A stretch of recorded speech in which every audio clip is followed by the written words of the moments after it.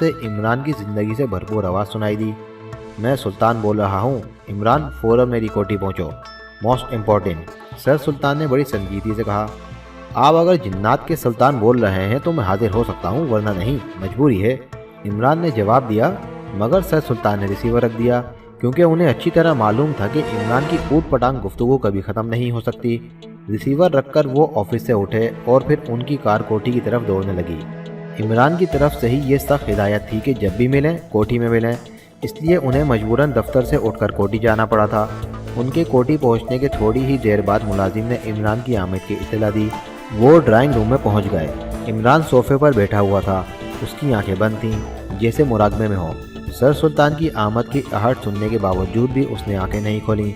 Imran, sir सुल्तान ने गुस्से भरे लहजे में पुकारा, या अल्लाह मदद फरमा, सुल्तान जन्नत से मुलाकात का वक्त है, बड़ा कठिन मामला है, मैं उनकी बदसूरती का सामना कैसे करूँगा, या अल्लाह मदद फरमा, सुल्तान जिन्नात के दिल को नरम कर दे। इमरान ने आंखें बंद किए हुए हाँक लगाई। इमरान बेटे, मैं बेहद परेशान हूँ, सर सुल्तान ने गहरी परेशानी से कहा, और इमरान ने आंखें खोल दी। अरे आप, तोबा तोबा, मैं भी कितना बेवकूफ़ हूँ। खवा मखवा चिल्ला काटता रहा, तुर्क हैवानात जलाली और जमाली करता रहा। मुझे क्या पता है कि आप ही शायद जिन्नात हैं, वरना क्या ज़रूरत थी इतना बखेड़ा करने की। इमरान के चेहरे पर खुशी फूट पड़ रही थी। इमरान बेटे, शाम 6 बजे सदर मुमलिकत ने हंगामी मीटिंग कॉल की है, तुमने बतौर एस2 उसमें शरीक होना है। सर सुल्तान फ़ौरन अपने असल मौजू पर आ गए। अरे वो क्यों, क्या उनको भी शायद जिन्नात का तस्वीर का वजीफ़ा चाहिए? मगर एक बात है, बड़ा जलाली वजीफ़ा है। इमरान चौंक कर सीधा हो गया। वैसे उसका दिल कह रहा था कि कोई अहम बात हो गई है, वरना हंगामी मीटिंग। खुदा के लिए तुम ये वजीफ़े के चक्कर ख़त्म करो, मैं सख्त परेशान हूँ और तुम्हें एहसास ही नहीं। सर सुल्तान बुरी तरह उकता गए थे। फरमाइए। इमरान ने भी संजीदा होने में ही आफियत समझी। कर्नल वास्ती के केस के मुतालिक तुम्हें पता ही होगा। कर्नल वास्ती मशहूर शिकारी और सैयाह थे। इस बार वो एक तवील सफ़र करने के बाद वापस आए तो उन्होंने हुकूमत को एक रिपोर्ट पेश की। मैंने उस रिपोर्ट की अहमियत के पेश नज़र उसे सदर मुमलिकत को भिजवा दिया। अभी हम उस रिपोर्ट पर गौर ही कर रहे थे कि कर्नल वास्ती की मौत पुरस्सराह तरीके पर वाक़ हो गई, और फिर वो रिपोर्ट भी मेरे दफ्तर के खुफिया रिकॉर्ड रूम से गायब कर दी गई। सर सुल्तान ने बड़ी संजीदगी से वजाहत की। वो रिपोर्ट क्या थी? इमरान ने बड़ी संजीदगी से पूछा। कर्नल वास्ती ने बताया था कि अफ्रीका के घने जंगलात में एक कबीला अनकाना रहता है जो बेहद वहशी और आदमखोर है। वहाँ एक छोटी सी पहाड़ी पर कर्नल वास्ती को यूरेनियम के दखाइर का पता चला था। उन्होंने अपनी रिपोर्ट में उस मुकाम की वजाहत भी की थी। उन्होंने तजवीज़ पेश की थी कि उनकी सरकर्दगी में एक टीम भेजी जाए जो वहाँ से वो दखाइर निकाल ले आए। आजकल हमारी दुनिया एटम के दौर से गुजर रही है। हमारे हमसाया और दुश्मन मुल्क एटम बम बनाने की तैयारियां कर रहे हैं, और बड़े बड़े मुल्क उनकी इस सिलसिले में मदद कर रहे हैं। इस मुल्क से मुकाबले के लिए हम भी एटमी ताकत बनने की कोशिश कर रहे हैं, लेकिन ये सारा चक्कर यूरेनियम का पड़ जाता है। हमें कोई मुल्क भी यूरेनियम देने के लिए तैयार नहीं है, और ना हमारे इतने वसाइल हैं कि हम उनसे यूरेनियम की कसीर मकदार ख़रीद सकें। इसलिए वक्ती तौर पर हम बेबस होकर रह गए हैं। लेकिन कर्नल वास्ती की रिपोर्ट ने इस मसले को हल कर दिया था। मगर अफसोस, कर्नल वास्ती भी ख़त्म कर दिए गए और वो रिपोर्ट भी गायब हो गई। अब हम वहाँ हैं जहाँ पहले थे। हम चाहते हैं कि वो यूरेनियम हम हासिल कर लें, मगर सर सुल्तान खामोश हो गए। क्यों? बेबस क्यों हैं? हम अब भी वो यूरेनियम हासिल कर सकते हैं, इमरान बोला, मगर दुनिया के किसी नक्शे में अनकाना कबीले के जाए मुकाम की निशानदही नहीं की गई। और फिर जो कुछ कर्नल वास्ती जानते थे वो और कौन जान सकता है? सर सुल्तान ने जवाब दिया। आप बेफिक्र रहें, आज की मीटिंग में कोई ना कोई हल निकल जाएगा, इमरान ने उन्हें दिलासा देते हुए कहा। देखो क्या होता है। वैसे मुझे तो कोई उम्मीद नज़र नहीं आती, सर सुल्तान ने मायूसाना अंदाज में कहा। आप क्यों मायूस होते हैं? मैं शायद जिन्नात का वजीफ़ा ख्वा मखवा तो पूरा नहीं कर रहा। पलक झपकने में यूरेनियम हमारे मुल्क में मौजूद होगा, इमरान ने कहा, और सर सुल्तान बेबसी से मुस्कुरा दिए। अच्छा, इजाज़त, मैं मीटिंग में पहुंच जाऊंगा, इमरान ने उठते हुए कहा, और फिर सर सुल्तान से हाथ मिलाकर बाहर निकल गया। जोसेफ को बुलाओ, इमरान ने एक कुर्सी पर ढेर होते हुए ब्लैक ज़ीरो से कहा, और ब्लैक ज़ीरो खामोशी से उठकर बाहर निकल गया। चंद ही लम्हों बाद जोसेफ अंदर दाखिल हुआ। उसका चेहरा सता हुआ था, शायद चौगाशे की मुँह से उसे सदमा पहुँचा था। बॉस, मैं आपके फ्लैट पर गया था मगर आप नहीं मिले, जोसेफ ने इमरान को फौजी सल्यूट करते हुए कहा। जोसेफ, चौगाशे के साथी कहाँ हैं? इमरान ने उसकी बात को नज़रअंदाज करते हुए कहा। बॉस, आज वो वापस जा रहे हैं चौगाशे की लाश लेकर, जोसेफ ने उदास लहजे में कहा। जोसेफ, क्या तुम अपने दोस्त की मौत का इंतकाम नहीं लोगे? इमरान ने पूछा और जोसेफ चौंक पड़ा। बॉस, मेरी दिली ख्वाहिश है, मगर मैं आपको छोड़कर नहीं जा सकता, जोसेफ ने मदम लहजे में कहा। तुम बेफिक्र रहो, तुम्हारा दोस्त मेरा दोस्त है, मैं तुम्हारे साथ चलूंगा उसका इंतकाम लेने के लिए, इमरान ने बड़ी संजीदगी से कहा और जोसेफ उछल पड़ा। खुशी से उसका चेहरा गुलनार हो गया था। बॉस, ग्रेट बॉस, वो बेइख्तियार होकर उछलने लगा। अच्छा, अब शरीफ आदमियों की तरह यहाँ कुर्सी पर बैठ जाओ और मेरे चंद सवालात का जवाब दो, इमरान ने उसे डांटते हुए कहा और जोसेफ ने हुक्म की फौरी तामील की। पूछो बॉस, आज तुमने दिल खुश कर दिया है, मैं तो सोच भी नहीं सकता था। जोसेफ के लहजे में खुशी के साथ साथ ताज्जुब के तासुरात भी नुमाया थे। ब्लैक ज़ीरो भी हैरत से इमरान को देख रहा था। उसे वाकई इस बात पर हैरत थी कि इमरान को इस मामूली से मामले में क्यों इतनी दिलचस्पी पैदा हो गई कि उसने सिर्फ जोसेफ के दोस्त का इंतकाम लेने के लिए अफ्रीका के खौफनाक जंगल में घुसने का फैसला कर लिया। वैसे उसका दिल कह रहा था कि मामला इतना मामूली नहीं जितना बज़ाहिर है, ज़रूर कोई गहरा चक्कर है, वरना इमरान ऐसे फैसले हरगिज़ नहीं करता। लेकिन जोसेफ के सामने वो कोई बात नहीं करना चाहता था, इसलिए खामोश रहा। हाँ तो जोसेफ, अनकाना कबीला अफ्रीका में कहाँ वाक़ है, इमरान ने पहला सवाल किया और जोसेफ ने उसके जवाब में पूरी तफसील से अनकाना कबीले का महलो वक़ू इमरान को समझा दिया। फिर इमरान ने जोसेफ से अनकाना कबीले के मुतालिक दीगर सवाल किए, जिनके जवाब जोसेफ ने बड़ी तफसील से दिए। एक बात है बॉस, मुझे वहाँ से आए हुए काफ़ी मुद्दत गुजर गई है, इसलिए मैं कह नहीं सकता कि अब वहाँ के हालात क्या हैं, जोसेफ ने कहा। तुम बेफिक्र रहो, मेरी रेडीमेड खोपड़ी हर किस्म के हालात का मुकाबला कर लेगी, इमरान ने जवाब दिया और जोसेफ तहसीन आमेज़ नज़रों से उसे देखने लगा। अच्छा, अब तुम छुट्टी करो और चलने की तैयारी करो, किसी भी वक्त तुम्हें रवानगी का हुक्म दिया जा सकता है, इमरान ने कहा। बेफिक्र रहो बॉस, जोसेफ ने कौन सा मेकअप करना है, बस जोसेफ तैयार ही है, जोसेफ ने दांत निकालते हुए कहा। अच्छा, अब तुम बाहर जाओ, इमरान ने जान छुड़ाते हुए कहा और जोसेफ उठकर बाहर चला गया। इमरान साहब, ये क्या चक्कर है, जोसेफ के जाते ही ब्लैक ज़ीरो ने पूछा। चक्कर ही चक्कर है प्यारे, ये दुनिया एक चक्कर है, बल्कि घन चक्कर है, क्या ख्याल है मिस्टर चक्रम, इमरान दोबारा पटरी से उतर गया। आप असल चक्कर बतलाइए, बाकी सब चक्कर छोड़िए, ब्लैक ज़ीरो ने भी मुस्कुराते हुए कहा। आजकल बनास्पति का ज़माना है और तुम असल की बातें कर रहे हो, ना जाने कौन से ज़माने की रूह है तुम में, इमरान ने सर हिलाते हुए कहा। चलिए आप बनास्पति ही बतला दीजिए, ब्लैक ज़ीरो ने जान छुड़ाते हुए कहा।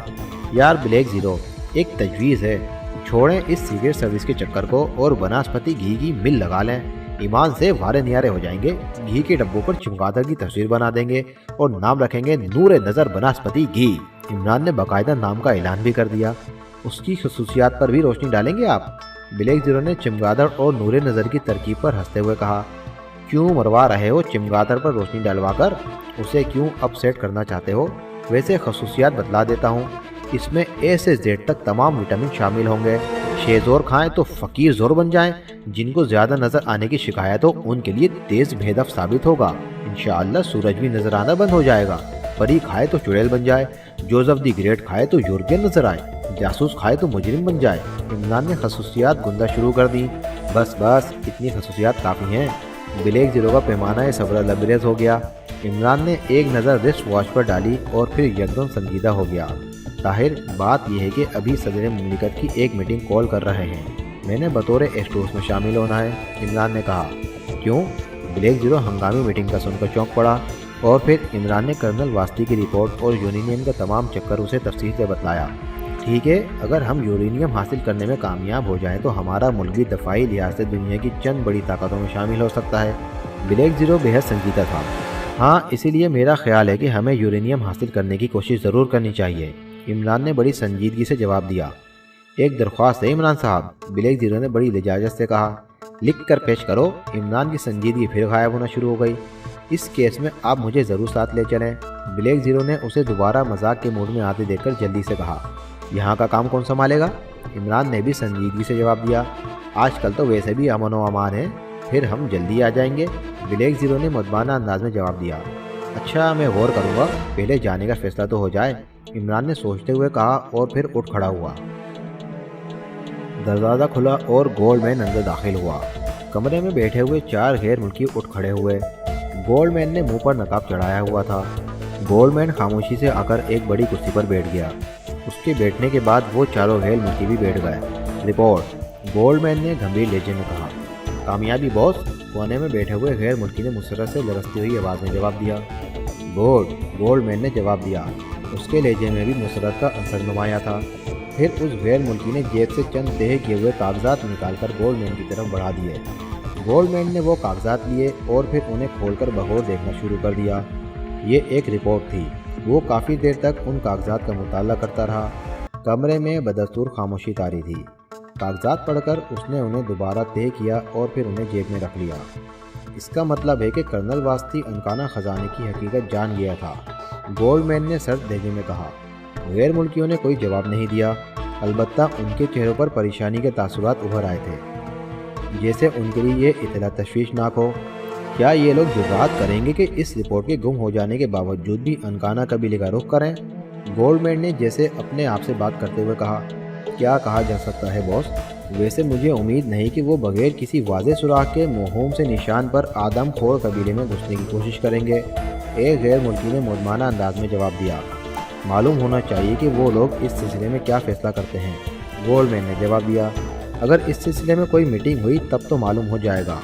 नंबर 6 ने हफ्ज़े मातगम के तौर पर ऐसे इक़दाम किए हुए हैं। एक और गैर मुल्की ने कहा। लेकिन अगर मीटिंग ना हुई तो हम ज़्यादा देर तक इंतजार भी तो नहीं कर सकते। रिपोर्ट हमें मिल गई है, अब हमें जल्द अज जल्द यहाँ से निकल जाना चाहिए।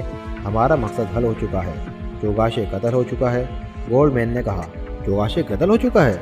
सब गैर मुल्की एकदम चौंक पड़े। उनके चेहरों पर तज़ब्ज़ुत और मुसर्रत के मिले जुले तासुरात थे। हाँ, चौगाशे को कत्ल कर दिया गया है। वैसे मुझे अफसोस है कि हमारा एक मेंबर भी अपने फ़र्ज पर कुर्बान हो चुका है। गोल्डमैन ने सपाट लहजे में जवाब दिया। ओहो, गैर मुल्कियों के चेहरे रंज से दर्द पड़ गए। मार्टिन ने वतन के लिए कुर्बानी दे दी। वो अजीम है, हम उसकी अजमत को सलाम करते हैं, गोल्डमैन ने गंभीर लहजे में कहा। और फिर कमरे में एक सोगवार सी खामोशी छा गई। अचानक इस खामोशी के तिलस्म को एक हल्की सी सीटी की आवाज़ ने दरहम भरम कर दिया। सीटी की आवाज़ सुनकर सब चौंक पड़े। गोल्डमैन सीटी की आवाज़ सुनकर तेज़ी से कुर्सी से उठा और फिर वो कमरे के कोने में रखी हुई अलमारी की तरफ बढ़ा। उसने अलमारी खोलकर एक ट्रांसमीटर उठाया। ये जदीद किस्म का ट्रांसमीटर था, जो बज़ाहिर एक आम किस्म का ट्रांसमीटर था। सीटी की आवाज़ उसमें से निकल रही थी। उसने ट्रांसमीटर उठाया और उसे लेकर कमरे के दरमियान में पड़ी हुई मेज़ पर रखा। सीटी की आवाज़ बदस्तूर निकल रही थी। गोल्डमैन ने कुर्सी पर बैठकर उसकी एक नाप घुमाई। सीटी की आवाज़ निकलनी बंद हो गई और ट्रांसमीटर का डायल रोशन हो गया। गोल्डमैन ने एक और नाप को घुमाना शुरू कर दिया। ट्रांसमीटर से आवाज़ निकलनी शुरू हो गई। Hello hello, number 6 speaking sir, over. Number 6 ने कहा। Yes, Goldman speaking, over. Goldman ने जवाब दिया। बॉस, 2 घंटे बाद सदर मुमलिकत की ज़ेर सदारत एक हंगामी मीटिंग हो रही है, जिसमें अनकाना के सिलसिले में कोई फैसला किया जाएगा, ओवर। नंबर 6 ने इत्तला दी। ओह, ये वाकई अहम मीटिंग है। क्या इसकी रिपोर्ट हासिल करने का कोई इंतज़ाम किया गया है, ओवर। गोल्डमैन ने सख्त लहजे में पूछा। यस बॉस, मैंने एक डिक्टाफोन इस मीटिंग हॉल में एक खुफिया जगह फिट करवा दिया है। उसका ताल्लुक टेप रिकॉर्ड से है।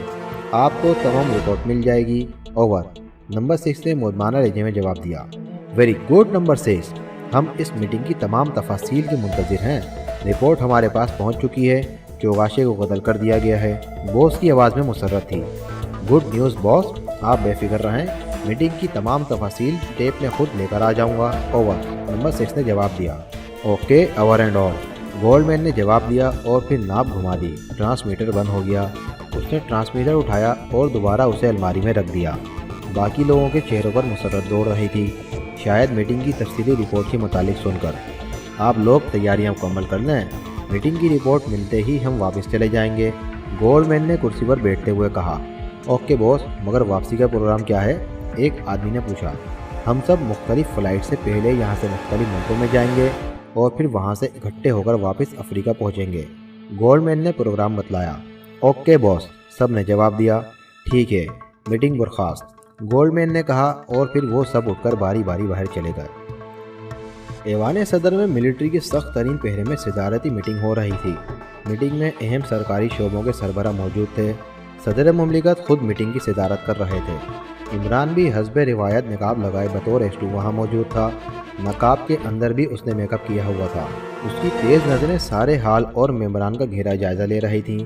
उसकी छठी हिस्स कह रही थी कि ज़रूर मुजरिमों ने इस मीटिंग की कार्रवाई सुनने का इंतज़ाम किया होगा, लेकिन बज़ाहिर कोई चीज़ या फ़र्द मशकूक नज़र नहीं आ रहा था। اس لیے وہ خاموش تھا۔ سر سلطان نے میٹنگ کا مقصد اور رپورٹ پر مختصر روشنی ڈال کر کارروائی کا آغاز کیا۔ صدر مملکت نے آئندہ پروگرام کے متعلق ممبران سے رائے طلب کی۔ سب سے پہلے ایٹمی ریسرچ کے سربراہ سر ذاکر علی کھڑے ہوئے۔ انہوں نے ایٹمی ہتھیاروں کی موجودگی اپنے ملک کے لیے لازمی قرار دی اور کہا، بین الاقوامی حالات کے تحت ہمیں ہر قیمت پر جلد از جلد ایٹمی طاقت بننا چاہیے، مگر اصل مسئلہ یورینیم کا حصول ہے۔ کوئی بھی ملک یورینیم اس کثیر مقدار میں دینے کو تیار نہیں جس سے تمام ضروریات پوری ہو سکیں، اور اگر کوئی دینے کے لیے تیار بھی ہو جائے تو ملک کے وسائل اتنے نہیں کہ وہ دنیا کے اس گراں قدر چیز کو خرید سکے۔ اس لیے میری درخواست یہ ہے کہ اس رپورٹ پر گہرے غور و خوض کے بعد کوئی فیصلہ کیا جائے۔ سر ذاکر علی کی تقریر کے بعد دوسرے ممبران تقریر کرتے رہے۔ اب چونکہ مسئلہ یہ تھا کہ وہ رپورٹ جس کی بنا پر یہ میٹنگ ہوئی تھی وہ بھی سرے سے غائب ہو چکی تھی، اور انکانہ قبیلہ کوئی مشہور و معروف قبیلہ نہیں تھا کہ مہذب دنیا اس کے تمام رسم و رواج اور اس کے محل و وقوع سے اچھی طرح واقف ہو۔ اس قبیلے کا نام پہلی بار سننے میں آیا تھا، اس لیے اتنے مبہم سراغ پر کہ افریقہ کے گھنے جنگلات کی انتہائی مشرقی سمت ایک آدم خور قبیلہ انکانہ موجود ہے، جہاں ایک پہاڑی میں یورینیم کی کافی مقدار بھی موجود ہے۔ اس یورینیم کو حاصل کرنے کے لیے کوئی ٹیم بھیجنا مضحکہ خیز نظر آتا تھا، لیکن ادھر یورینیم بھی انتہائی ضروری تھا، اس لیے کوئی فیصلہ نہیں ہو رہا تھا۔ صدر مملکت بار بار ایکس-2 کی طرف دیکھ رہے تھے، جو خاموشی سے بیٹھا تمام بحث سن رہا تھا۔ آخر صدر مملکت سے نہ رہا گیا، انہوں نے ایکس-2 کو مخاطب کرتے ہوئے پوچھ ہی لیا، مسٹر ایکس-2، آپ کی اس بارے میں کیا رائے ہے؟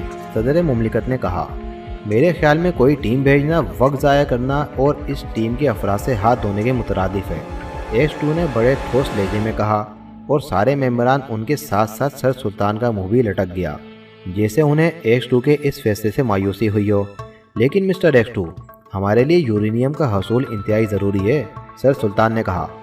مسٹر سلطان، پہلی بات تو یہ ہے کہ ایک شکاری جب سیاحت سے واپس آتا ہے تو ایک رپورٹ حکومت کو پیش کرتا ہے، جس میں افریقہ کے ایسے خطے کا ذکر ہے جو ابھی مہذب دنیا میں روشناس نہیں ہے۔ وہاں وہ یورینیم کی موجودگی کا امکان پیش کرتا ہے۔ بعد میں وہ شکاری بھی خودکشی کر لیتا ہے یا اسے قتل کر دیا جاتا ہے، اور پھر وہ رپورٹ بھی غائب کر دی جاتی ہے۔ اب بتلائیے، جو ٹیم یہاں سے انکانہ قبیلے میں جائے گی وہ کس طرح انکانہ قبیلے میں پہنچے گی، اور اگر گھومتی گھماتی وہاں جا بھی نکلی تو وہاں سے یورینیم نکال کر لے آنے کا مسئلہ کس طرح حل ہوگا؟ ہو سکتا ہے جب ٹیم وہاں پہنچے تو وہاں یورینیم موجود ہی نہ ہو۔ یہ ایسے سوالات ہیں جو بہت اہم ہیں، اور ان سوالات کے پیش نظر میری یہ رائے ہے کہ ہم اس خام خیالی اور لالچ کو ترک کر دیں اور یورینیم کے حصول کے لیے کوئی اور ذریعہ تلاش کریں۔ اپنے کسی دوست ملک سے اس سلسلے میں بات چیت مفید رہے گی۔ ایکس-2 نے اپنے مشورے کی تفصیل اور اس کی وجہ بھی بتا دی۔ اس تفصیل اور وجہ کو سن کر سب لوگوں کے سر جھک گئے، اور پھر چند لمحوں بعد صدر مملکت نے خاموشی کے اس طلسم کو توڑ ڈالا۔ انہوں نے یہ قطعی فیصلہ کر دیا کہ اس مسئلے کو یہیں ختم کر دیا جائے، اور نہ کوئی ٹیم بھیجی جائے گی اور نہ ہی اس مسئلے پر آئندہ کوئی بات چیت ہوگی۔ البتہ انہوں نے سر سلطان اور سر عبد الرحمن کو یہ حکم ضرور دیا کہ وہ رپورٹ کی گمشدگی کی ذمہ دار افراد اور مجرموں کو فوراً گرفتار کریں اور تحقیقات کریں کہ آیا واقعی کرنل واسطی نے خودکشی کی ہے یا اسے پراسرار طریقے سے قتل کیا گیا ہے۔ اس کے بعد میٹنگ برخاست کر دی گئی اور تمام ممبران ایک ایک کر کے میٹنگ ہال سے چلے گئے۔ ہر اس میٹنگ میں جس میں ایکس-2 شریک ہوتا تھا، یہ ایک اصول تھا کہ ایکس-2 سب سے آخر میں باہر جائے گا، کیونکہ باہر جا کر اسے لازمی نقاب اتارنا پڑتا تھا، اور وہ ممبران کے سامنے ایسا کرنا نہیں چاہتا تھا۔ چنانچہ یہ اصول اپنایا گیا تھا کہ وہ سب سے آخر میں میٹنگ ہال سے باہر جائے۔ صدر مملکت سر سلطان اور ایکس-2 جب ہال میں رہ گئے تو خلاف معمول سر سلطان کی بجائے ایکس-2 اپنی سیٹ سے اٹھا۔ صدر مملکت اسے حیرت سے دیکھنے لگے۔ ایکس-2 نے ایک چٹ صدر مملکت کے سامنے رکھ دی جس پر لکھا ہوا تھا، براہ کرم خاموش رہیں۔ صدر مملکت نے مسکرا کر وہ چٹ سر سلطان کی طرف بڑھا دی۔ عمران کرسی سے اٹھ کر گہری نظروں سے ہال کو دیکھنے لگا۔ اس نے تمام ممبران کی کرسیوں کی نچلی سطح کا معائنہ کیا، میزوں کے نیچے دیکھا، صدر مملکت کو اشارے سے ہٹنے کے لیے کہا، اور پھر صدر مملکت کی کرسی اور ڈائس کو بغور چیک کیا۔ سر سلطان کی کرسی کو بھی دیکھا، لیکن ڈکٹا فون کہیں نظر نہیں آیا۔ وہ کافی پریشان تھا۔ اسے دراصل شک تھا کہ مجرم وزارت خارجہ کے ریکارڈ روم سے آسانی سے فائل اڑا سکتے ہیں۔ ان کے لیے میٹنگ ہال میں کوئی ڈکٹا فون یا ٹیپ ریکارڈ رکھنا کوئی مشکل نہیں۔ چنانچہ اسی شک کی بنا پر اس نے میٹنگ ہال میں خاص طور پر ٹیم بھیجنے سے انکار کر دیا تھا۔ لیکن اب گہری نظروں سے دیکھنے کے باوجود ایسا کوئی آلہ نظر نہیں آ رہا تھا۔ عمران چند لمحے ہال میں خاموشی سے کھڑا سوچتا رہا اور پھر اچانک ایک خیال اس کے ذہن میں آیا اور پھر وہ لپک کر اپنی کرسی کی طرف بڑھا۔ اس نے کرسی کو جو ہی اٹھایا، کرسی کی نچلی سطح سے ایک مٹر کے دانے سے بڑا کیپسول نما آلہ چمٹا ہوا تھا۔ صدر مملکت اور سر سلطان کی آنکھیں حیرت سے پھیل گئیں۔ عمران نے آہستگی سے وہ کرسی دوبارہ وہیں رکھ دی۔ مجرموں نے انتہائی نفسیاتی حربہ اختیار کیا تھا۔ انہوں نے خاص طور پر اس کرسی کے نیچے ڈکٹا فون لگایا تھا جو ایکس2 کے لیے مخصوص تھی، تاکہ اگر ایکس2 کو شک بھی گزرے تو وہ دوسروں کی کرسیاں دیکھتا رہ جائے۔ اپنی کرسی کی طرف انسانی نفسیات کی بنا پر اس کا خیال بھی نہیں جاتا، ویسے یہ خطرناک بھی تھا۔ مجرم ڈکٹا فون کی بجائے ٹائم بم یا وائرلیس کنٹرول بم بھی فٹ کر سکتے تھے، اور ایسا صدر مملکت کی کرسی کے ساتھ بھی کیا جا سکتا تھا۔ کسی دوسرے کمرے میں چلیے، عمران نے کاغذ پر لکھا، اور صدر مملکت سر ہلا کر کھڑے ہو گئے اور تینوں اس ہال کے ایک خفیہ دروازے سے نکل کر ایک ایسے کمرے میں پہنچ گئے جو خاص طور پر صدر مملکت کے لیے تیار کیا گیا تھا۔ یہ کمرہ مکمل طور پر ساؤنڈ پروف تھا۔ ہاں مسٹر ایکس2، اب بتلائیے یہ کیا چکر ہے؟ صدر مملکت نے اس کمرے میں پہنچتے ہی ایکس2 سے پوچھا۔ جناب، بات یہ ہے کہ ایک غیر ملک جو پہلے ہی وہاں سے یورینیم نکال رہا ہے نہیں چاہتا کہ ہمارے ملک کی کوئی ٹیم وہاں پہنچے۔ اس طرح وہ جگہ دوسرے ممالک کی نظروں میں بھی آ جائے گی۔ اب اتفاقاً کرنل واسطی سیاحت کے دوران وہاں جا نکلا، اور پھر اس کی قسمت یاوری کر گئی کہ وہ صحیح سلامت ان کے ہاتھ سے نکل کر یہاں پہنچ جانے میں کامیاب ہو گیا۔ کرنل واسطی چونکہ ایک محب وطن باشعور شہری بھی تھا، اس لیے اس نے پہلی فرصت میں اس بارے میں مکمل رپورٹ حکومت کو پیش کر دی اور وہاں تک لے جانے کے لیے اپنی خدمات پیش کی۔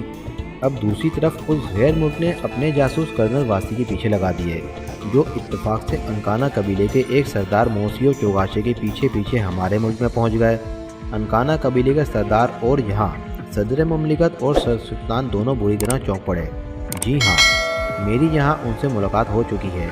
قصہ یہ ہے کہ موسیو چوگاشے کے والد ایک پادری کے کافی زیر اثر آ گئے تھے۔ اس کے کہنے پر چوگاشے کے والد نے یعنی انکانا قبیلے کے سردار نے چوگاشے کو بچپن میں ہی یورپ تعلیم کے لیے بھیج دیا۔ موسیو چوگاشے یہاں تعلیم حاصل کرتے رہے، ادھر ان کے والد فوت ہو گئے۔ اب قبیلے کی روایت کے مطابق سردار کا بیٹا ہی سردار بن سکتا تھا، لیکن سردار کے بھائی یعنی چوگاشے کے چچا نے یہ افواہ اڑا دی کہ چوگاشے مر چکا ہے۔ ادھر چند غیر ملکی سائنسدان اس پادری کی رپورٹ پر اس پادری کے ساتھ وہاں پہنچ گئے، اور پھر پادری کی درخواست اور سائنسدانوں کی تحفوں نے سردار کو رام کر لیا، اور اس طرح سائنسدانوں نے وہاں سے یورینیم کا ذخیرہ دریافت کر کے نکالنا شروع کر دیا۔ سردار کی موت کے بعد چوگاشے کے چچا نے پادری سے ساز باز کر لی اور چوگاشے کے چچا کو سردار بنا دیا گیا۔ اس طرح انہیں وہاں کام کرنے کی مزید کھلی چھٹی ہو گئی۔ اب اتفاق سے چوگاشے کو بھی ان باتوں کی سنگن مل گئی۔ وہ تعلیم چھوڑ کر وہاں پہنچ گیا، لیکن وہاں سردار نے یعنی ان کے چچا نے انہیں مروا دینا چاہا۔ اس میں وہ پادری بھی جو اب وہاں غیر ملکیوں کا سردار تھا شامل تھا، کیونکہ اسے پتا تھا کہ چوگاشے کو یورینیم کی اہمیت کا صحیح احساس ہے۔ چنانچہ وہ رخنہ اندازی کرنے لگا۔ موسیو چوگاشے اپنے چند جان نثاروں کو لے کر جان بچانے کے لیے وہاں سے بھاگ پڑا، اور پھر مختلف ملکوں سے ہوتا ہوا وہ یہاں پہنچ گیا۔ اس کے پیچھے ہی جاسوسوں کا ایک گروہ بھی تھا۔ یہاں پہنچ کر ایک تو انہوں نے کرنل واسطی کو ختم کر دیا، اسے اس طرح قتل کیا گیا کہ وہ خودکشی معلوم ہو۔ پھر وہ رپورٹ بھی اڑا لی گئی، اور ادھر ان کا داؤ چوگاشے پر چل گیا، اسے بھی قتل کر دیا گیا۔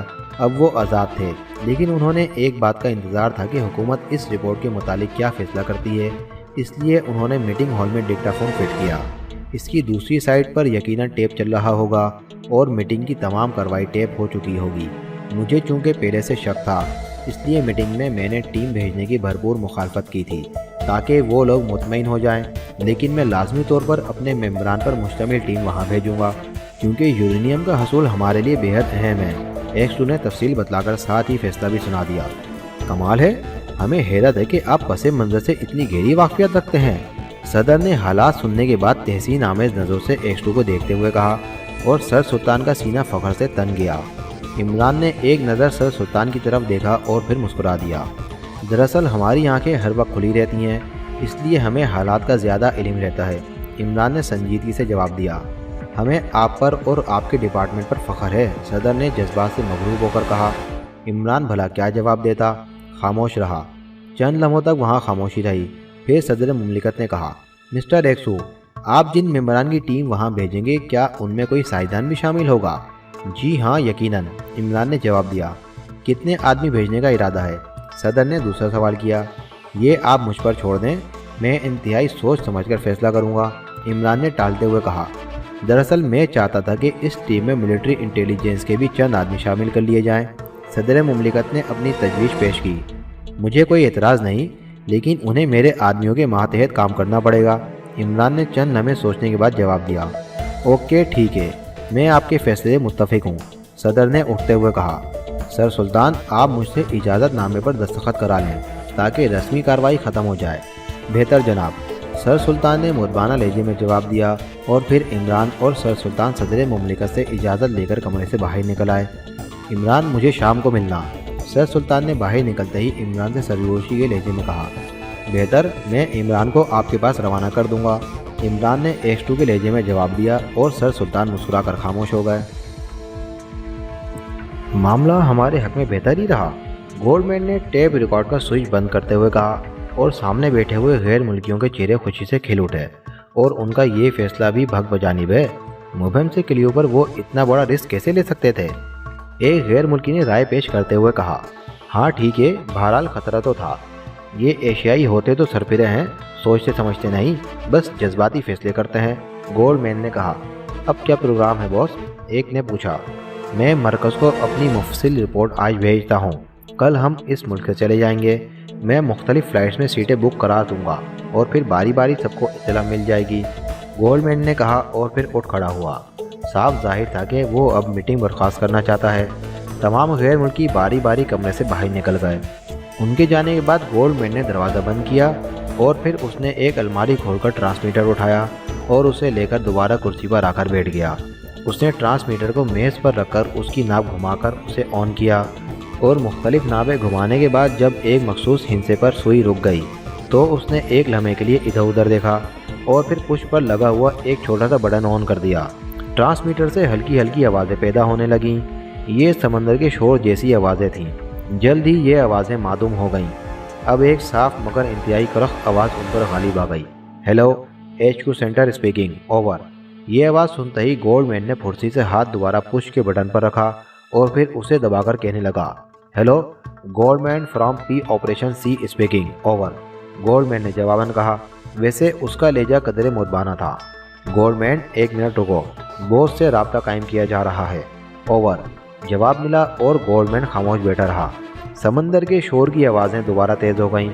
چند لمحوں تک وہ آوازیں آئیں، اور پھر بھیڑیے جیسی گھرراہٹ ابھری، اور گولڈمین یوں جھٹکے سے سیدھا ہو گیا جیسے اسے شاک لگا ہو۔ باس اسپیکنگ، رپورٹ دو، اوور۔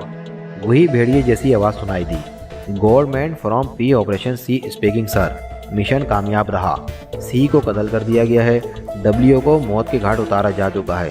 ویسے ہم نے اسے اس طرح قتل کیا ہے کہ 100% خودکشی کا کیس بنے، مگر وہ پہلے ہی اوپر رپورٹ دے چکے تھے، چنانچہ پھر ریکارڈ آفس سے وہ رپورٹ اڑا لی گئی۔ آج یہاں صدارتی میٹنگ میں یہ فیصلہ کیا گیا کہ ٹیم نہیں بھیجی جائے گی۔ اس میٹنگ کا ٹیپ یہاں میرے سامنے پڑا ہے، اوور۔ گولڈمین نے مختصر الفاظ میں تفصیل بتلائی۔ گولڈمین، ہم تمہاری کارکردگی سے خوش ہیں، وہ ٹیپ آن کرو، میں خود سننا چاہتا ہوں، اوور۔ باس نے نرم لہجے میں کہا، اور گولڈمین کی خوشی قابل دید تھی، جیسے اسے ہفتے اقلیم کی دولت حاصل ہو گئی ہو۔ وہ پھرتی سے ٹیپ ریکارڈ ٹرانسمیٹر کے قریب لایا، اور پھر اس کا بٹن دبا دیا، اور خود کرسی سے پشت لگا کر اطمینان سے بیٹھ گیا۔ ٹیپ چلتا رہا۔ میٹنگ کی مکمل کارروائی اس کے باس تک پہنچتی رہی۔ جب ٹیپ ختم ہو گیا تو اس نے ٹیپ ریکارڈ بند کر دیا، اور پھر ٹرانسمیٹر کا بٹن دبا دیا۔ ویری گڈ گولڈمین، میں نے تمام تفصیل سن لی ہے، اب تم ایسا کرو کہ اپنے تمام ساتھیوں کو لے کر میجر آپریشن سینٹر چلے جاؤ۔ افریقی ملک ٹانگا نیکا سے ایک گائیڈ تم لوگوں کو وہاں لے جائے گا، باقی آرڈر وہیں پہنچ کر حاصل کرنا، اوور اینڈ آل۔ باس نے نیا حکم سنا دیا۔ Hello, HQ centre speaking, over. دوبارہ وہی کرخت آواز سنائی دی۔ یس، گولڈمین اسپیکنگ، اوور، گولڈمین نے جواب دیا۔ باس کا حکم سن لیا گولڈمین، تم اپنے ساتھیوں کو لے کر ٹانگا نیکا چلے جاؤ، وہاں تم اکیلے ہوٹل بش بی میں چلے جانا۔ ہوٹل بش بی کے بیرے نمبر 16 کو گلاب کا مصنوعی پھول پیش کرنا، وہ تمہیں ایک آدمی سے ملا دے گا، وہ آدمی تمہارا گائیڈ ہوگا، وہ تمہیں میجر آپریشن تک لے جانے کے لیے تمام انتظامات خود مکمل کر لے گا، اور تمہیں وہاں تک پہنچا دے گا۔ بقیہ احکام تمہیں وہیں جا کر ملیں گے، اوور۔ اوکے سر، میں سب سمجھ گیا، اوور، گولڈمین نے جواب دیا۔ Over and all. दूसरी तरफ से कहा गया और फिर दोबारा समंदर के शोर की आवाज़ें तेज़ हो गईं। गोल्डमैन ने बटन ऑफ किया और फिर ट्रांसमीटर और टेप रिकॉर्ड दोनों को उठाकर अलमारी में बंद कर दिया। वो काफ़ी देर तक कुर्सी पर बैठा बॉस के हुक्म पर गौर करता रहा, क्योंकि ये हुक्म बिल्कुल अचानक और गैर मुतवक्का था, इसलिए उसे इस बारे में सोचना पड़ा। जहाँ तक उसका ख्याल था कि बॉस को अभी भी शक था कि कर्नल वास्ती की मुबहम रिपोर्ट पर हुकूमत कोई मुहिम नहीं भेजेगी। इस शक की बिना पर गोल्डमैन और उसके साथियों को मेजर ऑपरेशन पर भेजा जा रहा था, ताकि अगर कोई ऐसी मुहिम वहाँ तक पहुँचने में कामयाब भी हो जाए तो वहाँ उसका बाआसानी कला कमा किया जा सके। फिर उसने टेलीफोन उठाकर अपने साथियों के नंबर डायल किए और वापसी का प्रोग्राम बताना शुरू कर दिया। जहाज़ फ़िज़ा की लामहदूद वसतों में अपनी मंजिल की तरफ रवां दवा था। जहाज़ के अंदर खामोशी थी। तमाम मुसाफिर या तो किसी अखबार या रिसाले के मुताले में गर्क थे या आंखें बंद किए ऊँघ रहे थे। गोल्डमैन और उसका साथी उसी जहाज़ में मौजूद थे। इस जहाज़ की मंजिल टांगानिका थी। पाक एशिया के दारुल हुकूमत से टांगानिका के लिए ये तवील तरीन डायरेक्ट परवाज़ थी, जो हफ्ते में सिर्फ एक बार जाती थी। इमरान, सफदर, कैप्टन शकील, तनवीर, नुमानी, जोसेफ, चौहान और दो दूसरे आदमी जो मिलिट्री इंटेलिजेंस से ताल्लुक़ रखते थे, सार्जेंट सिराज और कैप्टन आरिफ। इन दोनों अफराद का इंतखाब इमरान ने मिलिट्री इंटेलिजेंस के रिकॉर्ड के गहरे मुताले के बाद किया था। ये दोनों रिकॉर्ड के मुताबिक फितरी तौर पर इंतहाई दलेर, चालाक, ज़हीन और फौरी फैसला करने वाले अफराद थे। मिलिट्री इंटेलिजेंस में उनका बेशुमार कारनामे मौजूद थे। उन्हें अच्छी तरह बतला दिया गया था कि वो किस केस पर काम करने जा रहे हैं। इमरान बतौर पार्टी लीडर जा रहा था। एक्स2 ने तमाम मेंबरान को सख्ती से हुक्म दिया था, और ख़ास तौर पर तनवीर को, कि इमरान के हुक्म के खिलाफ एक कदम ना उठाया जाए। ये मुहिम इस लिहाज से बेहद खौफनाक थी कि अफ्रीका के घने जंगलों में जहाँ हर कदम पर मौत के हज़ारों सामान मौजूद थे, उन्हें काम करना पड़ेगा। और फिर वहशी और आदमखोर कबीले के अलावा सफ़ेद फार्म साइंसदान और जासूस भी वहाँ मौजूद हैं। इमरान और सफदर एक सीट पर थे, कैप्टन शकील और तनवीर दूसरी पर, और नुमानी और जोसेफ इकट्ठे मौजूद थे। मिलिट्री इंटेलिजेंस के दोनों अफराद बिल्कुल आखिर में बैठे थे। यूं ये तमाम लोग पूरे जहाज़ में बिखरे हुए थे। उधर गोल्डमैन और उसके 4 साथी भी इस जहाज़ में मौजूद थे। इस लिहाज से देखा जाए तो ये जहाज़ जासूसों से पुर था। इमरान खामोशी से बैठा कुछ सोच रहा था। सफदर काफ़ी देर तक इमरान की खामोशी को इसलिए बर्दाश्त करता रहा कि इमरान शायद किसी ख़ास पॉइंट पर गौर कर रहा हो, लेकिन इतनी देर तक इमरान की खामोशी वो बर्दाश्त न कर सका। खामोश होते ही इमरान की शख्सियत बदल जाती थी। इमरान साहब, क्या बात है, आप खामोश क्यों हैं? सफदर ने उसे छेड़ते हुए कहा। चुपचाप बैठे हैं, ज़रूर कोई बात है। पहली मुलाकात है जी, पहली मुलाकात है। आवाज़ इतनी ज़्यादा तेज़ नहीं थी, लेकिन जहाज़ पर मुसल्लत गंभीर खामोशी के लिए ये आवाज़ ही बम का धमाका साबित हुई, और सारे जहाज़ में गाना गूंजने लगा। और फिर सब मुसाफिर हड़बड़ाकर इमरान की तरफ देखने लगे। ज़्यादा मुसाफिर चौंका गैर मुल्की थे, इसलिए उनके मुंह बंद गए। बाकी अफराद बुरी तरह हंसने लगे। अलबत्ता सफदर की घबराहट काबिले दीद थी। ये क्या कर रहे हैं इमरान साहब? कभी कभी तो आप बिल्कुल बच्चों जैसी हरकतें शुरू कर देते हैं। सफदर के लहजे में झंझलाहट के साथ साथ गुस्सा भी मौजूद था। इमरान शायद सफदर को सताने पर तुल गया था। उसने बच्चों की तरह बुलंद आवाज़ में रोना शुरू कर दिया।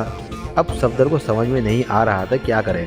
झंझलाहट और गुस्से से उसका चेहरा सुर्ख हो गया था, लेकिन मुकाबिल में इमरान था, इसलिए वो बेबसी से होंठ काटने लगा। एक हेयर होस्टेस तेज से चलती हुई इमरान के करीब आई। क्या बात है मिस्टर, ये आप क्या कर रहे हैं? एयर होस्टेस के लहजे में शदीद हैरत टपक रही थी, और उसे हैरत होनी भी चाहिए थी कि अच्छा भला आदमी यूं बच्चों की तरह रोना शुरू कर दे। ओहो, मुझे टॉफ़ी ला दो, मुझे ये मारता है, ओहो। इमरान ने बच्चों की तरह ठिनकते हुए सफदर की तरफ इशारा किया, और एयर होस्टेस ने मुस्कुराकर बास्केट से टॉफ़ियों का पैकेट निकाला और इमरान के हाथ पर रख दिया, और फिर पूरा जहाज़ ज़ोरदार केकों से गूंज उठा। लोगों के हंसते हंसते पेट में बल पड़ रहे थे। सफदर गरीब को तो इमरान को छेड़ना सितम बन गया था। दूसरे लम्हे वो सीट से उठ खड़ा हुआ। फिर उसने इधर उधर देखा। गोल्डमैन जो सामने वाली सीट पर बैठा बगौर इमरान को देख रहा था। सफदर के उठते ही तेज़ी से उठ खड़ा हुआ। आप मेरी सीट पर तशरीफ़ रखें। उसने सफदर को अपनी सीट पेश कर दी। सफदर एक लम्हे के लिए हिचकिचाया और फिर उस सीट पर बैठ गया। गोल्डमैन खुद इमरान के साथ सफदर की सीट पर बैठ गया। अब सब लोगों की नज़रें इमरान पर लगी हुई थीं कि ज़रूर वो कोई हरकत करेगा, लेकिन इमरान यूं खामोश बैठा था जैसे उसे किसी बात का इल्म ही ना हो। गोल्डमैन इमरान के करीब बैठा। کبھی کبھی بڑے غور سے عمران کو دیکھ لیتا۔ عمران کو اس نے صرف ایک بار دیکھا تھا، اس وقت جب روشن دان کے ذریعے چوگاشے کو گولی مار رہا تھا۔ گو اس وقت بھی اس نے عمران کی ایک جھلک دیکھی تھی، مگر اب عمران کی آواز سن کر وہ چونک پڑا تھا، کیونکہ اسے یہ آواز گوشت ناشنا معلوم ہوئی تھی اور اسے یاد آ گیا تھا کہ یہ آواز اس نے کہاں سنی ہے۔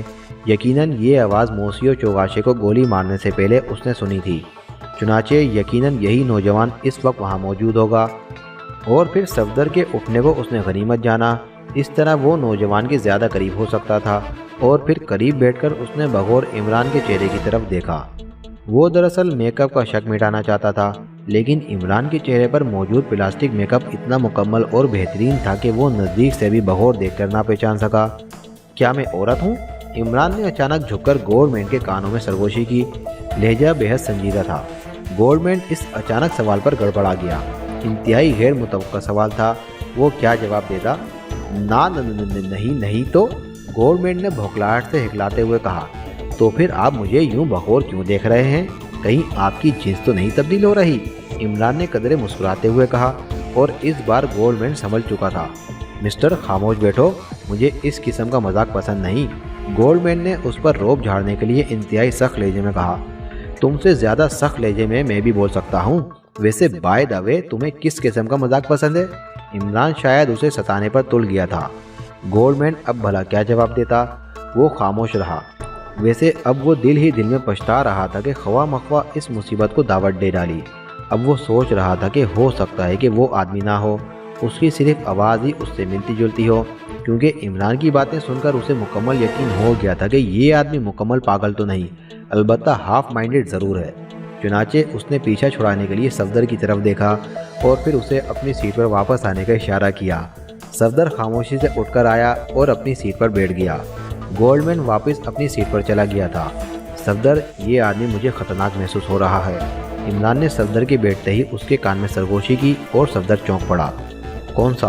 اس نے سنجیدگی سے پوچھا، کیونکہ اسے اچھی طرح علم تھا کہ عمران کا لہجہ انتہائی سنجیدہ تھا اور وہ مذاق نہیں کر رہا تھا۔ جس سے تم نے تبدیلی کلب کی طرح سیٹ تبدیل کی تھی، عمران نے جواب دیا۔ اس سے کیا خطرہ درپیش ہو سکتا ہے؟ صفدر شاید کچھ سمجھ نہ سکا تھا۔ اس کی جنس تبدیل ہو رہی ہے، عمران نے صفدر کو جواب دیا، اور صفدر شرمندہ ہو گیا۔ تم ان لوگوں کو بھول گئے جنہوں نے موسیو چوگاشے کو قتل کر دیا تھا، کرنل واسطی کو خودکشی پر مجبور کیا تھا، ریکارڈ آفس سے فائل غائب کروا دی، وغیرہ وغیرہ۔ عمران نے جواب دیا، اور صفدر کو یوں محسوس ہوا جیسے اس کی کھوپڑی پر جمی ہوئی برف پگھلنے شروع ہو گئی ہو۔ اب اسے سب کچھ سمجھ آنے لگ گیا تھا۔ آپ کو کیسے شک ہوا؟ صفدر نے سوال کیا۔ میں نے دیکھا، عمران نے کہا، اور پھر خاموش ہو گیا۔ کیا دیکھا؟ صفدر پوچھے بغیر نہ رہ سکا۔ میں نے دیکھا کہ اس کے سر پر سینگ نکل رہے ہیں۔ فضا کی بلندیوں میں آ کر تمہاری عقل شاید ہوائی جہاز سے باہر پرواز کر گئی ہے۔ صفدر صاحب، تمہارے اٹھتے ہی وہ فوراً میرے قریب آ بیٹھا، اور پھر اس نے بغور میرے چہرے کی طرف دیکھنا شروع کر دیا، جیسے وہ میک اپ کو چیک کرنا چاہتا ہو، اور جب اسے ناکامی ہوئی تو وہ اٹھ کر واپس چلا گیا۔ عمران نے شک کی وجہ بھی بتائی۔ لیکن اسے آپ پر شک کیسے ہوا عمران صاحب؟ صفدر بھی شاید سب کچھ پوچھنے پر تل گیا تھا۔ میں تو شیطان کی طرح مشہور ہوں، اور پھر جب موسیو چوگاشے کو قتل کیا گیا تھا میں اس کے ساتھ تھا، عمران نے جواب دیا۔ اوہ، تو یہ بات ہے، صفدر نے تشویش زدہ لہجے میں جواب دیا، اور پھر اس نے بے خیالی میں سیٹ کو مضبوطی سے پکڑا اور اسی لمحے چونک کر سیدھا ہو گیا۔ کیوں، کیا بات ہے؟ عمران نے اسے چونکتے دیکھا۔ کچھ نہیں، صفدر نے عمران کو آنکھ سے اشارہ کرتے ہوئے جواب دیا، اور پھر دوسرے لمحے اس کی مشاک انگلیاں سیٹ کے نیچے تختے پر رینگنے لگیں۔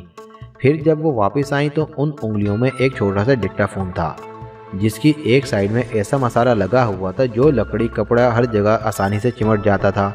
عمران نے خاموشی سے وہ ڈکٹا فون صفدر کے ہاتھ سے لے لیا، اور اس نے قدرے جھک کر ڈکٹا فون کے ریسیور سے منہ لگا کر زور زور سے پھونکے ماری، اور دوسرے لمحے صفدر اور عمران نے قریب بیٹھے گولڈ مین کو بری طرح اچھلتے دیکھا۔ اس نے ہاتھ اپنے بائیں کان پر رکھا ہوا تھا، لیکن اس نے اتنا کچھ ہونے کے باوجود بھی عمران اور صفدر کی طرف توجہ نہ دی۔ شاید وہ انہیں یہ نہیں بتانا چاہتا تھا کہ ڈکٹا فون کا ریسیور اس کے کان میں ہے، لیکن عمران نے تو پھونک اس لیے ماری تھی، نتیجے میں انہیں پتہ چل گیا کہ ڈکٹا فون سے ان کی باتیں کون سن رہا ہے۔ عمران نے خاموشی سے ڈکٹا فون جیب میں ڈال لیا۔ اب کیا کیا جائے عمران صاحب؟ صفدر نے پوچھا۔ کیا خیال ہے اگر ٹوئسٹ ڈانس کر لیا جائے تو؟ عمران نے صفدر کی آنکھوں میں دیکھتے ہوئے کہا۔ मगर पार्टनर कैसे तलाश किए जाएंगे?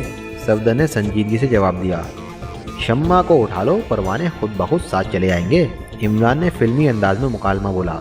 ठीक है, मैं तैयार हूँ। सफदर शायद शुरू से ही तमाम इशारा समझ गया था। हम टांगानिका की सरहदों से सिर्फ 10 मिनट के फासले पर हैं। ठीक 15 मिनट बाद जहाज़ टांगानिका के हवाई अड्डे पर उतर जाएगा, इसलिए 10 मिनट के अंदर अंदर कुछ होना चाहिए, इमरान ने कहा। आप प्रोग्राम तो बतलाएं। सफदर झंझला गया। उससे वक्त के ज़ाया होने का एहसास हो रहा था। फिर इमरान अपनी जगह से उठा। उसका रुख टॉयलेट की तरफ था। गोल्डमैन ने इमरान को उठते देखा तो वो चौंक पड़ा। उसकी बेचैन नज़रें इस वक्त तक इमरान का ताक़ुब करती रहीं जब तक वो टॉयलेट के अंदर दाखिल नहीं हो गया। उसके चेहरे पर कदरे परेशानी और तज़ब्ज़ब के आसार नुमाया थे। चंद लम्हों बाद इमरान टॉयलेट से बाहर निकला और फिर चलता हुआ सीधा गोल्डमैन की तरफ बढ़ा। वो गोल्डमैन के करीब आकर रुका और उसने झुककर गोल्डमैन से कहा, मिस्टर। मगर दूसरे लम्हे जहाज़ के तमाम अफराद बुरी तरह चौंक पड़े, क्योंकि गोल्डमैन ने एक झटके से रिवॉल्वर निकाल लिया था। मगर मैं तो माचिस मांग रहा था, इमरान ने चेहरे पर खौफ पैदा करते हुए कहा। उसका रिवॉल्वर देखकर एयर होस्टेस खौफ से चीख पड़ी। शायद उसने समझा कि वो तैयारे को अगवा करने वाले किसी गुरु से ताल्लुक़ रखते हैं। एयर होस्टेस की इस बेख्तियार चीख को सुनकर स्टीवर्ड भागता हुआ आया और फिर गोल्डमैन को घेर लिया गया। इमरान वापस आकर अपनी सीट पर बैठ गया। उसके चेहरे पर अभी तक खौफ मौजूद था। गोल्डमैन से रिवॉल्वर छीनकर उसे हिरासत में ले लिया गया। गोल्डमैन ने स्टीवर्ड को बहुत यकीन दिलाने की कोशिश की कि उसने गलत फहमी पर रिवॉल्वर निकाला था। वो समझा कि ये शख्स उस पर हमला करने वाला है, लेकिन जाहिर है किसी को अंदरूनी हालात का इल्म तो नहीं था कि वो हमले वाली बात पर यकीन करते। इतने में तैयारे का टांगानिका के अड्डे पर उतरने का ऐलान होने लगा। पायलट ने अड्डे पर मौजूद सिक्योरिटी पुलिस को गोल्डमैन के मुतालिक इत्तला दे दी थी, इसलिए वहाँ सिक्योरिटी पुलिस गोल्डमैन को हिरासत में लेने के लिए तैयार थी। शम्मा तो जल गई, मगर परवानों का क्या होगा? सफदर ने मुस्कुराते हुए कहा। वैसे उसे इमरान का ये नफ्सियाती दाव बेहद पसंद आया था। अभी तुम देखो तो सही क्या तमाशा होता है, इमरान ने जवाब दिया। जहाज़ एयरपोर्ट पर लैंड कर गया। दरवाज़ा खुला और फिर सबसे पहले सिक्योरिटी पुलिस के आदमी अंदर दाखिल हुए। उन्होंने गोल्डमैन को हिरासत में ले लिया। जब वो गोल्डमैन को लेकर चले तो अचानक एक फायर हुआ और साथ ही जहाज़ एक ज़ोरदार चीख से गूंज उठा। ये एक सिक्योरिटी ऑफिसर की चीख थी। गोली उसकी पुश में लगी थी। जहाज़ में एक हंगामा हो गया। मुसाफिरों की चीखों पुकार से कान पड़ी आवाज़ सुनाई नहीं दे रही थी। फिर वहाँ भगदड़ मच गई। इमरान टॉयलेट जाते हुए अपने साथियों को ला ताल्लुक़ रहने का इशारा कर गया था। चुनाचे इमरान और उसके साथी खामोश बैठे रहे। दूसरे लम्हे जहाज़ में भगदड़ मच चुकी थी। हर आदमी एक दूसरे को धकेलकर बाहर निकलना चाहता था। गोल्डमैन ने सिक्योरिटी ऑफिसर को गिरते ही जम लगाया और दूसरे लम्हे वो जहाज़ के दरवाजे से बाहर हो चुका था। जहाज़ के बाहर मौजूद पुलिस ने उसे दबोचना चाहा, मगर उसने जेब से एक दस्ती बम निकालकर उन पर उछाल दिया। एक ज़ोरदार धमाका हुआ और फिर पुलिस ऑफिसरों के जिस्मों के टुकड़े उड़ गए और रनवे पर धुआं सा छा गया। फिर दरवाजे से अंधाधुंध मुसाफिर जहाज़ से बाहर निकलने लगे। एक भगदड़ मच गई। जिस तरफ जिसका मुंह आया भाग खड़ा हुआ। इमरान और उसके साथी सबसे आखिर में बाहर निकले और फिर तेज तेज कदम उठाते हुए कस्टम गेट की तरफ बढ़ गए। इमरान साहब, ये तो कुछ भी ना हुआ। गोल्डमैन और उसके साथी साफ निकल गए। सफदर ने इमरान से सरगोशी की। तो क्या हमने उनका अचार डालना था? बस उन्हें थोड़ा सा सबक देना था, दे दिया। अब टांगानिका की पुलिस उनका पीछा नहीं छोड़ेगी और हम इत्मीनान से आगे बढ़ जाएंगे, इमरान ने संजीदगी से जवाब दिया और सफदर खामोश हो गया। इमरान और उसके साथी जल्द ही कस्टम गेट पर पहुंच गए। वहां मौजूद ऑफिसरों ने उन्हें रोक लिया, क्योंकि एयरपोर्ट पर हंगामी हालात का ऐलान कर दिया गया था। इसलिए पुलिस की भारी जमीयत ने पूरे एयरपोर्ट को घेरे में ले लिया था। इमरान और उसके साथियों के अलावा बहुत से दीगर मुसाफिर भी वहां मौजूद थे। काफ़ी देर बाद एक पुलिस ऑफिसर ने उनके पासपोर्ट चेक किए और फिर थका देने वाली जर्रा के बाद उन्हें आज़ादी मिली। उन्होंने कस्टम से सामान वसूल किया और फिर बाहर खड़ी हुई टैक्सियों की तरफ बढ़ गए। गोल्डमैन बम फेंककर उस तरफ भागा जिधर हैंगर मौजूद था। जल्दी वो हैंगर्स के करीब पहुंच गया। उसके साथी न जाने कहाँ गए थे। हैंगर्स पर मौजूद तमाम लोग भी जहाज़ के करीब बम फटने का सुनकर जहाज़ की तरफ दौड़ पड़े थे। इसलिए गोल्डमैन को छुपकर वर्कशॉप में दाखिल होने का मौका मिल गया था। लेकिन अब वर्कशॉप से बाहर निकलना भी एक मसला था, क्योंकि उसका कोट फट चुका था। वर्कशॉप में दाखिल होने के बाद वो जैसे ही एक जहाज़ के पीछे से निकला, एक संतरी की नज़र उस पर पड़ गई। Hands up. संतरी ने अपनी बंदूक सीधी कर ली। गोल्डमैन ने चौंक कर हाथ ऊंचे कर लिए। مگر اس کی تیز نظروں نے ایک لمحے میں چیک کر لیا کہ سنتری کے علاوہ اس ورکشاپ میں اور کوئی موجود نہیں ہے۔ یہ سنتری شاید ضرورت سے زیادہ فرض شناس تھا کہ گڑبڑ ہونے کے باوجود اپنی جگہ سے نہیں ہلا تھا۔ کون ہو تم؟ سنتری نے گمبھیر آواز میں پوچھا، مگر گولڈمین نے اس کے سوال کا جواب دینے کی بجائے اچانک اس پر چھلانگ لگا دی۔ یہ چھلانگ اتنی غیر متوقع تھی کہ وہ سنبھل نہ سکا اور گولڈمین اسے لیتا ہوا فرش پر ڈھیر ہو گیا۔ بندوق اس کے ہاتھ سے نکل چکی تھی اور پھر سنتری کے اٹھنے سے پہلے ہی گولڈمین کرسی سے اٹھ کھڑا ہوا اور دوسرے لمحے اس کی بوٹ کی زوردار ضرب اٹھنے کی کوشش کرتے ہوئے سنتری کی کنپٹی پر پڑی اور وہ دوبارہ ڈھیر ہو گیا۔ گولڈمین نے 2-4 اور بھرپور ٹھوکریں رسید کر دیں اور سنتری جلد ہی ہوش و حواس کی دنیا کو خیر بات کہہ کر عالم بے ہوشی کی طرف ہجرت کر گیا۔ اسے بے ہوش دیکھ کر گولڈمین نے بڑی پھرتی سے اسے ایک سائڈ پر گھسیٹا اور پھر اسے کپڑے اتارنے لگا۔ اس کی پھرتی قابل دید تھی، جیسے کوئی آٹومیٹک مشین کام کر رہی ہو۔ تھوڑی دیر بعد وہ اپنا لباس اتار کر سنتری کی وردی زیب تن کر چکا تھا۔ پھر اس نے بندوق اٹھائی اور ورک شاپ کی خارجی گیٹ کی طرف بڑھ گیا۔ اس کے قدم انتہائی تیز تھے۔ مختلف ورک شاپوں سے ہوتا ہوا وہ آخر خارجی گیٹ تک پہنچ گیا۔ دیگر ورک شاپوں میں کام کرتے ہوئے لوگوں نے اس کی طرف کوئی توجہ نہیں دی۔ خارجی گیٹ سے بھی وہ بآسانی باہر نکل گیا۔ باہر نکل کر اس نے اطمینان کا سانس لیا، بندوق پھینکی اور پھر سائیڈ میں چلنے لگا۔ جلد ہی اسے ایک ٹیکسی مل گئی۔ مین مارکیٹ چلو، گولڈمین نے کہا، اور پھر جلد ہی وہ مین مارکیٹ پہنچ گیا۔ اس نے ایک دکان سے ریڈی میڈ سوٹ خریدا اور پھر بنڈل لے کر وہ ایک اور ٹیکسی میں بیٹھ گیا۔ گولڈمین نے افریقی زبان میں ڈرائیور سے کہا اور ڈرائیور نے ٹیکسی آگے بڑھا دی۔ جلد ہی وہ ایک چھوٹے سے ہوٹل کے قریب رک گیا۔ اس نے جیب سے چند سکے نکالے اور ٹیکسی ڈرائیور کے ہاتھ میں رکھ دیے۔ کپڑے تبدیل کرتے وقت وہ اپنا بٹوا لینا نہیں بھولا تھا۔ یہ ایک چھوٹا سا کیفے نما ہوٹل تھا۔ وہ تیز قدم اٹھاتا ہوا ایک کیبن کی طرف موڑا، پھر اس نے کیبن کا پردہ کھینچ دیا۔ ابھی وہ بیٹھنے بھی نہ پایا تھا کہ ایک ویٹر اس کے سر پر آ گیا۔ اس نے اسے کافی کا آرڈر دیا۔ ویٹر چلا گیا۔ جلد ہی کافی شروع کر دی گئی۔ ویٹر کے جانے کے بعد اس نے پردہ برابر کیا اور پھر سنتری کا لباس اتار کر اس نے جلدی وہ ریڈی میڈ سوٹ پہننا شروع کیا۔ سوٹ پہن کر اس نے سنتری کے لباس کا بنڈل باندھا اور پھر 2-4 طویل گھونٹوں میں اس نے کافی کی پیالی خالی کر دی۔ جیب سے ایک چھوٹا سا نوٹ نکال کر اس نے پیالی کے نیچے رکھ دیا اور پردہ اٹھا کر ایک لمحے کے لیے اس نے جھانکا۔ جب کسی کو اپنی طرف متوجہ نہ دیکھا تو لمبے ڈھک بھرتا ہوا کیفے سے باہر نکل آیا۔ اس نے قریب ہی ایک چھوٹی سی گلی میں سنتری کی وردی پھینکی اور پھر وہ جلد ہی ایک خالی ٹیکسی حاصل کرنے میں کامیاب ہو گیا۔ اس نے اسے سپر لینڈ ہوٹل چلنے کے لیے کہا اور پھر ٹیکسی تیز رفتاری سے سڑکوں پر دوڑنے لگی۔ ابھی وہ ایک موڑ مڑے ہی تھے کہ اچانک ڈرائیور نے زوردار بریک لگائے۔ گولڈمین جو اپنے خیال میں مست تھا، اس کا سر زور سے اگلی سیٹ کی پشت سے ٹکرا گیا۔ جب اس نے ڈرائیور کو گالیاں نکالنے کے لیے سر اٹھایا تو ساری چوکڑی بھول گیا، کیونکہ ٹیکسی پولیس کے گھیرے میں تھی۔ یہاں باقاعدہ پولیس چیک پوسٹ تھی۔ باہر نکلو، ایک پولیس آفیسر نے دروازہ کھول کر ریوالور اس کے پہلو سے لگا دیا۔ مگر کیا بات ہے؟ گولڈمین جھنجھلا کر بولا۔ بات یہ ہے دوست کہ تم اپنا حلیہ تبدیل کرنا بھول گئے تھے، پولیس آفیسر نے مسکراتے ہوئے کہا، اور گولڈمین ایک طویل سانس لے کر رہ گیا۔ کپڑوں سے تو وہ چھٹکارا پا چکا تھا، مگر حلیہ، اس کا تو اسے خیال بھی نہیں آیا تھا کہ ٹانگانیکا کی پولیس اتنی مستعد ثابت ہوگی۔ اس نے اس پہلو پر سوچا ہی نہیں کہ جہاز کے عملے نے پولیس کو اس کے حلیے سے پوری تفصیل سے آگاہ کر دیا ہوگا۔ پولیس نے اس کی تلاشی لی اور پھر اسے 2 آفیسروں کی نگرانی کے پیٹرولنگ وین پر بٹھا کر ہیڈ کوارٹر کی طرف بھیج دیا گیا۔ عمران اور اس کے ساتھیوں نے ایئرپورٹ سے باہر نکل کر ایک اچھے سے ہوٹل میں ڈیرا جمایا اور پھر عمران کے حکم پر ان سب نے میک اپ کر دیا۔ وہاں عمران کو 2 دن لگ گئے۔ ان 2 دنوں میں عمران زیادہ تر اپنے کمرے سے غائب رہتا۔ تیسرے دن اس نے انکانا قبیلے کی طرف روانگی کا حکم سنا دیا، مگر کس پر جائیں گے؟ تنویر سے نہ رہا گیا۔ اس نے پوچھ ہی لیا۔ ایک ریل گاڑی ٹانگانیکا سے چلتی ہے اور پھر افریقہ کے وحشی قبائل کے درمیان سے گزرتی ہوئی سیدھی انکانا اسٹیشن پر پہنچ جاتی ہے۔ عمران کا لہجہ بہت طنزیہ تھا۔ تم میرا مذاق اڑا رہے ہو؟ تنویر کو جلال آ گیا۔ اچھا، یہ نئی بات سن رہا ہوں۔ یہ مذاق بھی پتنگ کی قسم کا ہوتا ہے یا پھر کبوتر کی کوئی قسم ہوگی؟ عمران شاید اسے ستانے پر تل گیا تھا۔ تنویر غصے سے اٹھ کھڑا ہوا، مگر صفدر نے اسے سمجھا بجھا کر ٹھنڈا کر دیا۔ تو عمران صاحب، تمام انتظامات مکمل ہو چکے ہیں؟ کیپٹن شکیل نے پوچھا۔ ہاں، یہاں سے تقریباً 100 میل تک تو ہم جیپوں پر جائیں گے۔ اس کے بعد گھنا جنگل شروع ہو جاتا ہے، وہاں سے پیدل ڈبل مارچ کرنی پڑے گی۔ عمران نے سنجیدہ لہجے میں جواب دیا۔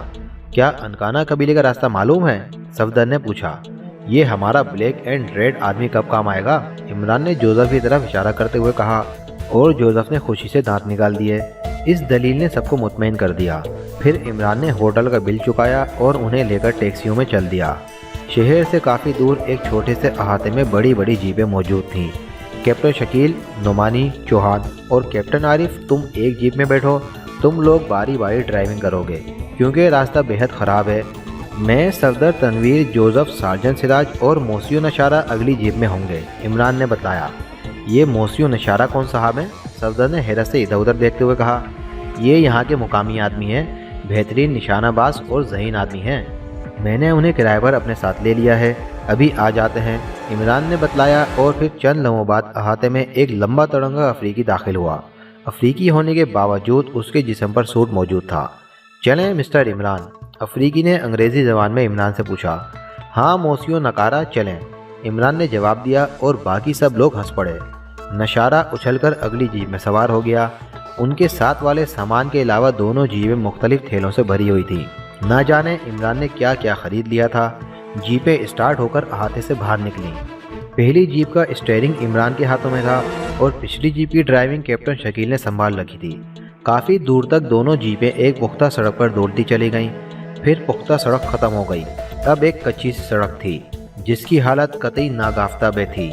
اب رفتار آہستہ کر دی گئی کیونکہ راستہ بہت خراب تھا اور کسی بھی لمحے جیپ کے الٹنے کا خطرہ تھا۔ جیپیں آہستہ آہستہ رینگتی ہوئی آگے بڑھتی چلی گئی۔ پھر جنگل شروع ہو گیا۔ اب راستہ مزید خراب ہو گیا تھا، اس لیے رفتار پہلے سے بھی کم کر دی گئی۔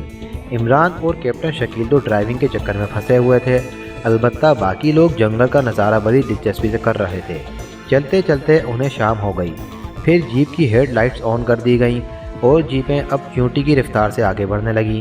اچھا خاصا اندھیرا ہو چکا تھا۔ میرے خیال میں آج رات کیمپیں یہیں لگائے جائیں، عمران نے جیپ روکتے ہوئے تجویز پیش کی، اور پھر اس کی تائید میں باقی لوگوں نے بھی سر ہلا دیے کیونکہ اس خراب سفر میں دھکے کھا کھا کر ان کے جسموں کی چونگلیں ہل گئی تھیں۔ جیپوں کو ایک سائیڈ میں کھڑا کر دیا گیا اور پھر عمران کے ساتھیوں اور فوجیوں نے مل کر کیمپ لگانے شروع کر دیے۔ کل 3 کیمپ لگائے گئے تھے۔ عمران، نشارہ اور 2 ساتھی اور ایک کیمپ میں ہو گئے، باقی 2 دوسرے کیمپوں میں بڑھ گئے۔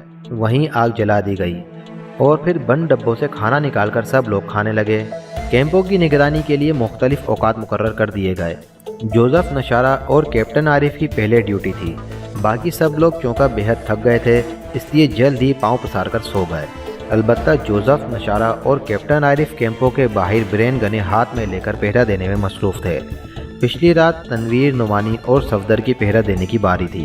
اب صبح شادی کا نظارہ بہت دل فریب تھا۔ مختلف پرندوں کی چہکار سے سارا جنگل گونج اٹھا تھا۔ ہلکی ہلکی روشنی اندھیرے سے آنکھ مچولی کھیل رہی تھی۔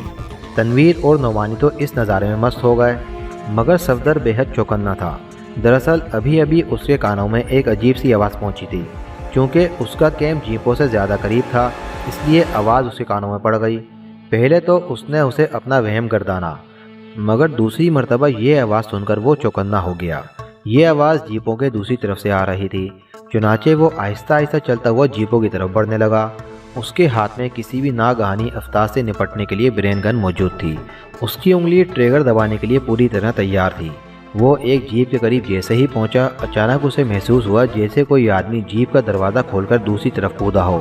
پھر دوسرے لمحے وہ جھک کر جیپ کے آگے رینگتا ہوا دوسری طرف آیا۔ وہاں کوئی بھی موجود نہیں تھا۔ صفدر چند لمحوں تک آہٹ لیتا رہا، لیکن وہاں کوئی ہوتا تو نظر آتا۔ وہاں کوئی بھی موجود نہیں تھا۔ صفدر چند لمحوں تک آہٹ لیتا رہا، لیکن وہاں کوئی ہوتا تو نظر آتا۔ البتہ پرندوں کی چہکار اس کے سر پر گونج رہی تھی۔ اس نے ایک طویل سانس لی اور پھر کھڑا ہو گیا۔ اب اسے اپنے وہم پر خود ہی ہنسی آ گئی۔ اس نے سنا تھا کہ جنگل میں ایسی آوازیں اور سسراہٹیں عام طور پر محسوس ہوتی ہیں کہ آدمی شک میں مبتلا ہو جاتا ہے۔ اس نے اطمینان کے لیے جیپ کا دروازہ کھولا، اندر جھانکا اور اندر کے ماحول کا جائزہ لینے لگا۔ تمام سامان موجود تھا۔ اس نے دوسری جیپ کا بھی اندر سے جائزہ لیا اور پھر اطمینان سے قدم اٹھاتا ہوا واپس کیمپ کی طرف چل پڑا۔ اب اسے کیا معلوم تھا کہ قریبی درخت کی اور سے 2 آنکھیں صفدر کے اطمینان پر مسکرا رہی تھیں۔ گولڈ مین کو چیف آفیسر کی آمد تک لاک اپ میں بھیج دیا گیا۔ لاک اپ میں گولڈ مین اکیلا تھا۔ باہر ایک سپاہی رائفل لیے پہرا دے رہا تھا۔ گولڈ مین چند لمحے بیٹھا کچھ سوچتا رہا، پھر اس نے کوٹ کے اندر ہاتھ ڈالا और बगल के नीचे से चिमटी हुई एक चमड़े की पेटी से एक छोटा सा आला बाहर निकाल लिया। ये एक चिपटा सा पेंसिल नुमा आला था। उसने आला निकालकर इधर उधर देखा। सिपाही उसकी तरफ मुतवज्जह नहीं था। गोल्डमैन उठकर दूर कोने में चला गया। उसने आले का पिछला हिस्सा दबाया तो आले की नोक से एक पतली सी सुई बाहर निकल आई जो तेजी से घूम रही थी।